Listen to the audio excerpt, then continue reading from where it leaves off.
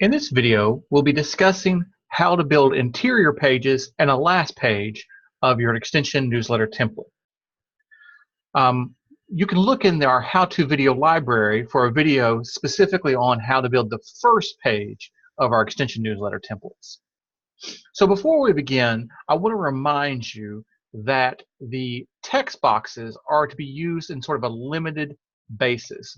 They're not really designed for you to build your entire newsletter with, and that's because they are more a static product. It means they're not dynamic. So for instance here, you see we have this sentence and we might want to underline the first part here. If we click the underline button, you can see that everything in that box gets underlined, not just the item that we had highlighted.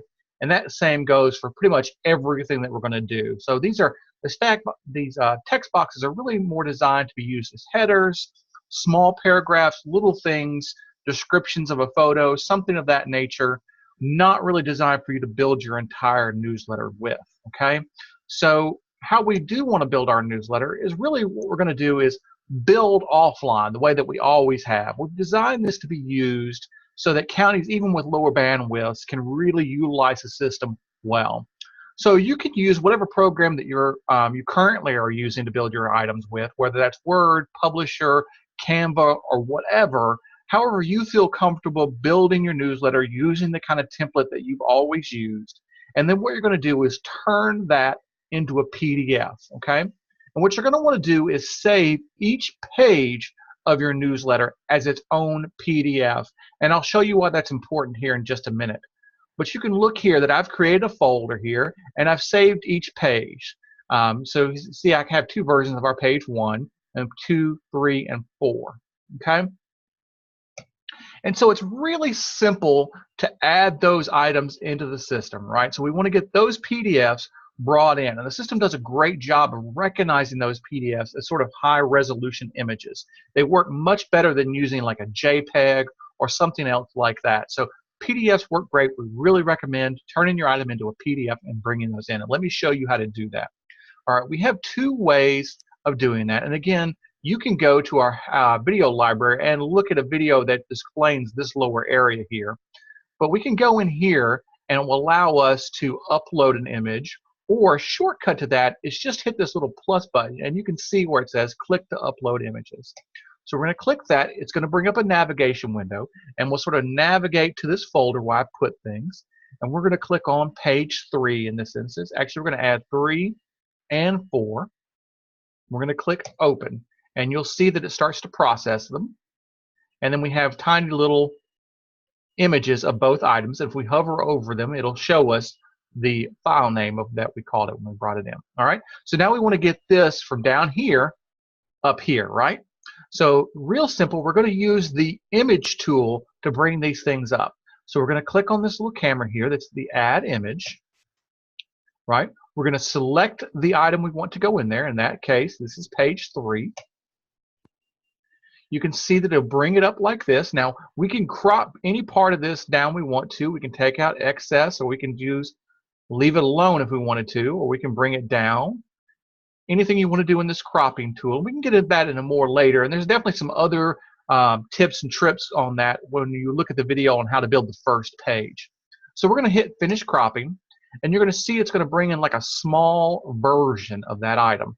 So now what we're going to do is bring it up here. We're going to click and hold down the bottom corner, and we're just going to drag it out.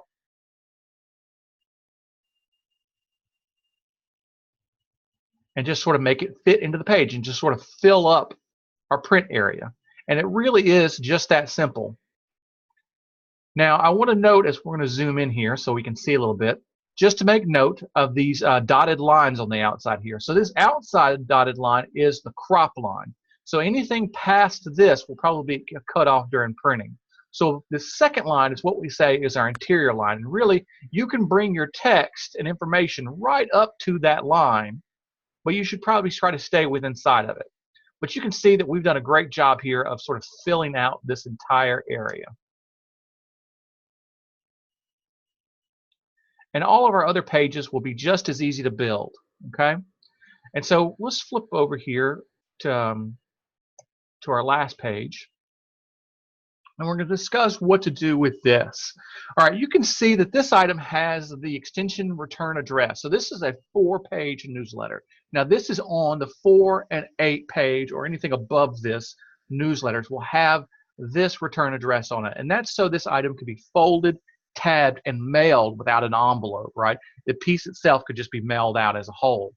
But sometimes that's not what you want. But let's look at an example of utilizing this as a tabbed piece. So we're going to click on My Images. You can see that we have our 4th page. We're going to add an image box. We're going to select on what we want to go in that image box. And here we have our calendar in this case. And I'm just going to crop out all the excess. Now, you didn't have to necessarily do this, but I find it best to get rid of the excess area. It helps to size things and to fit really well and make things much more just work around generally better. So here we're going to size this up, and we want to kind of make sure we don't go past the middle of this this sheet, and that's because it's going to be folded in half, and the address and stuff is going to go on this side. So we don't want our back image bleeding over to the front. And you can see we have these little left column, right column that you can kind of hover over. You can see those gold boxes light up, and that really shows us where the middle of the page is. So we don't want to go below those gold lines, okay? So just that simple, you have created the back page of your book, and it's really that simple to do anything with these.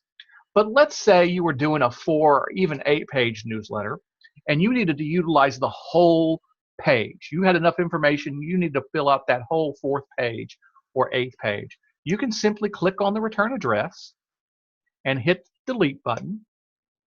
It's going to ask for confirmation, and now you can see that we've removed it. So now we could add an image box, select an item, and size that in to fit, filling up our whole back page. Just that simple. So again, please go to our how-to video library and look at other videos on how to do other products and other things. Please see our helpful tips. And if you have any questions or concerns or need additional help with stuff, you're welcome to reach out to us. You can click here on the Contact Us button and send us an email. Thank you very much.